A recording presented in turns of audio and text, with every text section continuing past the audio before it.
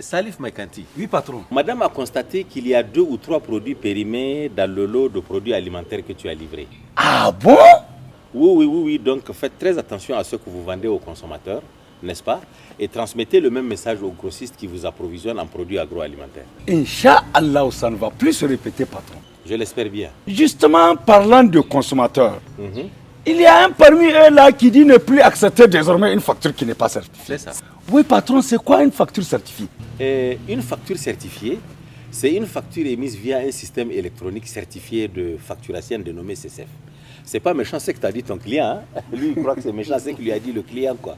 Non, il veut tout simplement t'amener à te conformer au Code général des impôts. Mais pourquoi ce changement, patron? Parce que c'est l'un des meilleurs moyens de mettre l'État dans ses droits. Je veux dire ici, verser au trésor public l'ensemble de la TVA payée par les citoyens.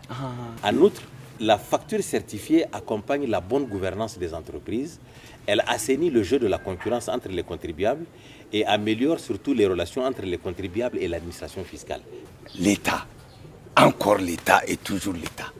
Mais quel avantage à cette réforme pour nous, opérateurs économiques et entrepreneurs? Ah oui, il faut qu'on le sache. Ah oui. Avantage. Beaucoup d'avantages. Parce que... Mambachir, laisse-moi lui expliquer. Et l'institution de cette facture dite certifiée a effectivement beaucoup d'avantages pour les entreprises. Je vais t'en citer quelques-uns. En acceptant de délivrer la facture certifiée, vous vous conformez à la législation commerciale et fiscale, donc vous êtes d'office à l'abri des sanctions prévues pour les cas de non-conformité. La délivrance de la facture certifiée vous évite les erreurs de calcul, surtout pour les contribuables qui utilisent des facturiers ou des cahiers de vente. Je veux parler ici des imprimés de l'imprimerie là.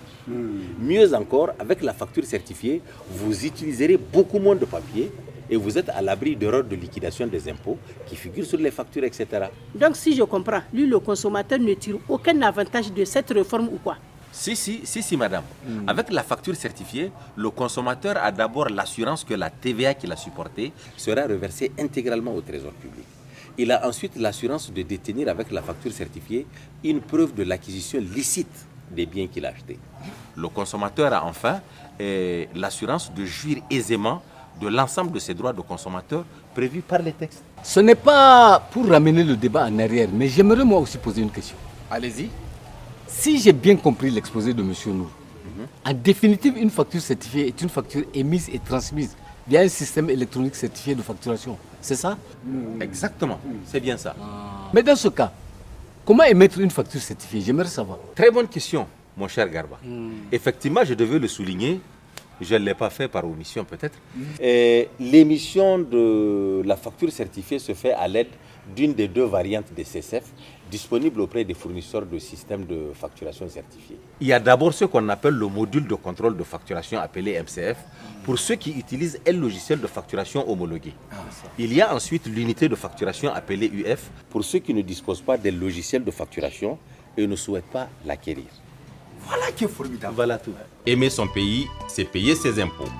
Pour tout renseignement complémentaire, adressez-vous à la DGI 6 Justice, bureau numéro 25 et 27 ou appelez-nous tout simplement au 88 21 42 11. Ceci est un message de la Direction générale des impôts, DGI.